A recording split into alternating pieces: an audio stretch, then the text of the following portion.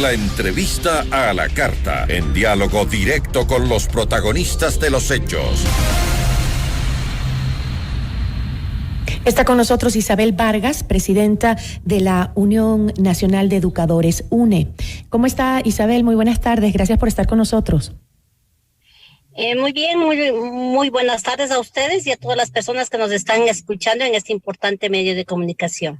Isabel, esta resolución fue planteada y para justamente revisar el presupuesto, ¿no? Pero entiendo que fue presentada por la asambleísta Isabel Enríquez y también por usted, que participó en la construcción. ¿Cuál sería el objetivo final de este proyecto? Bueno, pues el proyecto que nosotros hemos presentado es justamente para que la Asamblea Nacional observe la proforma presupuestada prorrogada presentada por el Ejecutivo en cuanto al monto que tiene que ver con el presupuesto para educación, toda vez que la 30ª transitoria que está reflejada en las reformas a la LOI que fueron ratificadas por la Corte Constitucional dice muy claramente que el presupuesto prorrogado del 2021 será el mismo que se autorizó, se aprobó en el año 2020, es decir, 3.800.000. Sin embargo, el Ejecutivo envía con alrededor de 500 millones menos de dólares y eso significa que no está cumpliendo con la normativa y con su palabra que respetará lo que la Corte Constitucional sentencia, y la Corte Constitucional sentenció que se ratifica la plena vigencia de la Ley Orgánica de Educación. Por lo tanto, la Asamblea le corresponde observar y que se envíe el presupuesto completo para lo que es la terminación ya de este año fiscal. Isabel, solo para que nos quede claro, ¿cuál es el presupuesto asignado para la educación y cuál es el que debería ser según los cálculos estipulados en el proyecto de resolución? Ya, el presupuesto que envió el presidente es de 3.300.000 y el que está presupuestado según la ley, según la 30ª transitoria, es de 3.800. Entonces hay una diferencia de 500 millones de dólares que tendría que el Ejecutivo rever, toda vez que la Asamblea Nacional observará este punto justamente de el incumplimiento a la normativa, una normativa que fue recientemente ratificada por la Corte. ¿Y cómo sería el procedimiento? ¿La proforma presupuestaria, después de que se la revise, sería devuelta al Ejecutivo o sería cambiada directamente en la Asamblea, por la Asamblea? No, tienen que hacer la observación al presidente para que se lo cambie y pues se pueda aprobar. La Asamblea tiene que aprobar el presupuesto, pero obviamente que hay que hacer las observaciones para que el Ejecutivo pueda pues enmendar y nuevamente la Asamblea pueda aprobar este presupuesto prorrogado que sería para terminar este año fiscal 2021. Luego de eso, la construcción del presupuesto para el 2022 y el presupuesto cuatrienal, en donde ya debe constar pues el acercamiento ya del incremento a este presupuesto para poder cumplir lo que dice la Constitución hasta llegar al 6% del Producto Interno Bruto. Isabel, ¿qué sectores sociales están apoyando esta propuesta?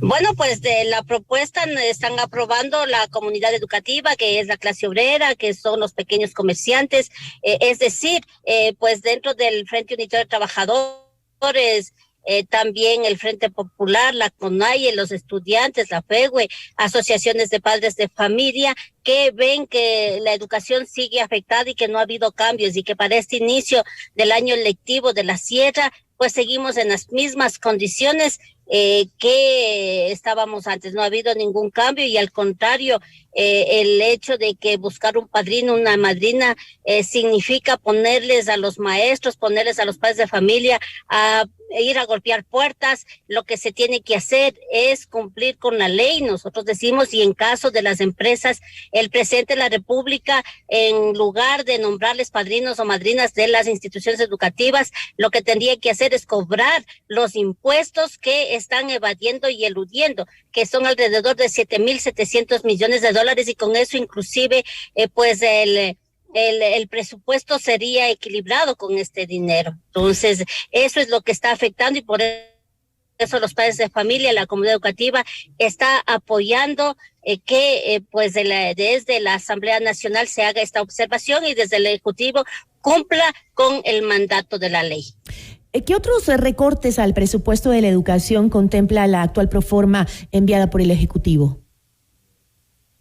Bueno, pues en cuanto a educación general, estamos hablando de este recorte de los 500 millones y también se habla en la transitoria que se tiene que devolver los 900 millones de dólares que se recortó en el 2020. Estamos hablando de 1.400 millones a la educación regular, pero también hay el recorte del presupuesto a la ley superior de más de 100 millones de dólares y que también recordemos que el periodo anterior también se le recortó. Es decir, aquí el sector de la educación de los niños, de los jóvenes, que estamos realmente en una crisis catastrófica. La educación, no hay inversión y nosotros pues desde nuestras las organizaciones del día a día ayer justamente hemos salido a las plazas y a las calles para exigir presupuesto para la educación, un nuevo código de trabajo integral para todos, que se dé seguridad jurídica a los trabajadores, un precio justo para los agricultores, toda vez que todo tiene que ver con la educación, porque si un padre de familia deja de trabajar, no tiene para dar de comer a sus hijos, la desnutrición, vemos las cifras que han aumentado y eso pues complica la situación del aprendizaje de nuestros niños. Por eso pues nosotros exigimos que también se dé una mirada a los sectores populares, que ese diálogo, que ese encuentro sea con los sectores populares. Pedimos el diálogo con el presidente de la República, insistimos en ese diálogo, pues caso contrario las movilizaciones seguirán continuando. Isabel, sin embargo, el presidente Guillermo Lasso ha asegurado que se le ha dado prioridad en el presupuesto a la educación pública. Es lo que ha mantenido el presidente.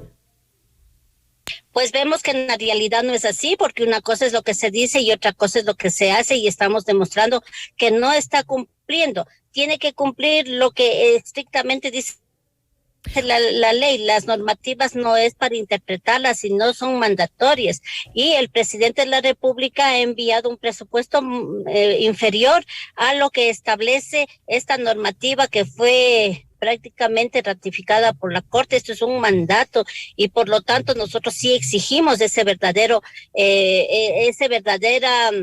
decisión política a este sector, y esto va justamente por el presupuesto, porque si no hay presupuesto, por más ideas, por más planificaciones bonitas que se haga desde lo macro, lo meso, lo micro, no va a haber, no se va a hacer efectivo, toda vez que no hay dinero, necesitamos inversión. ¿Está incumpliendo el Ejecutivo con sentencias constitucionales?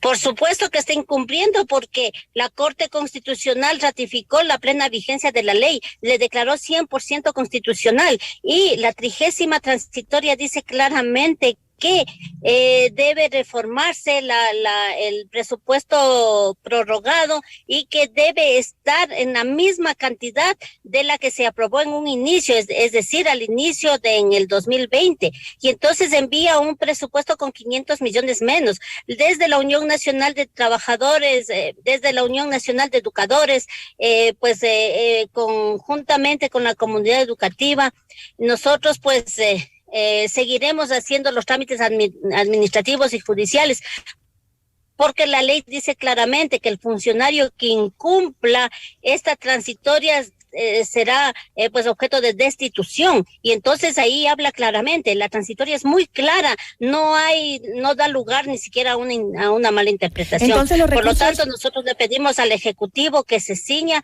al mandato de la ley y que cumpla con lo que es la educación.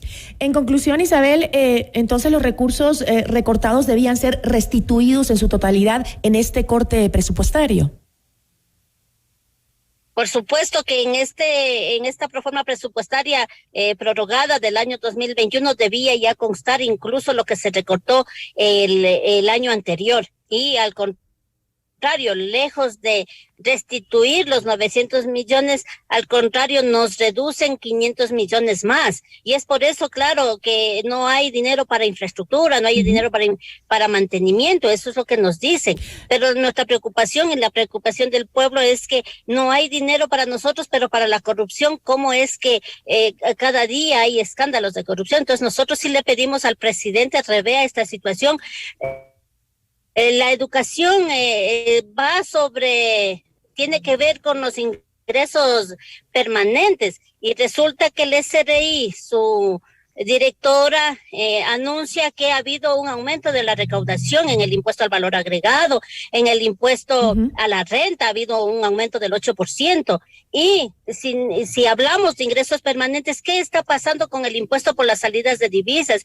¿Qué está pasando con el impuesto a las herencias? El presidente, hay el proyecto de eliminar, entonces hay un doble rasero. O sea, por un lado, beneficia a un grupo de élite porque el impuesto a la salida de divisas no es que los sectores populares. Isabel, por favor, brevemente, Isabel, me gustaría que me explique cuáles serían, de aprobarse la actual proforma presupuestaria, cuáles serían las afectaciones más evidentes en este momento.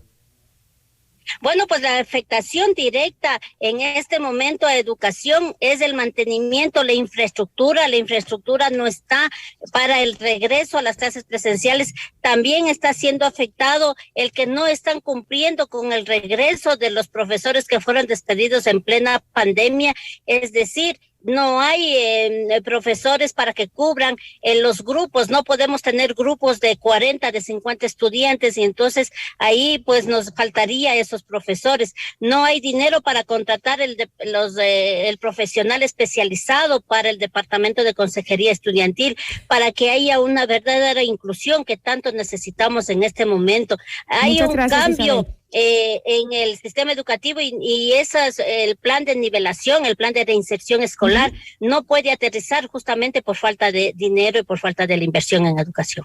Le agradecemos muchísimo, Isabel, por habernos acompañado y por la explicación respecto a esta nueva propuesta. Muchísimas gracias. Gracias a ustedes. Una buena tarde. Agradecemos a Isabel Vargas, presidenta de la Unión Nacional de Educadores.